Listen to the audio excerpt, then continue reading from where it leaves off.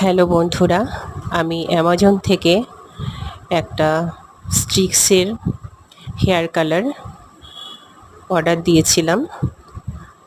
তো চলুন আপনাদের দেখাই আমার প্রোডাক্টটা কেমন এসেছে। তো ওটা হাইলাইটের ওপরে কালারটা ছিল।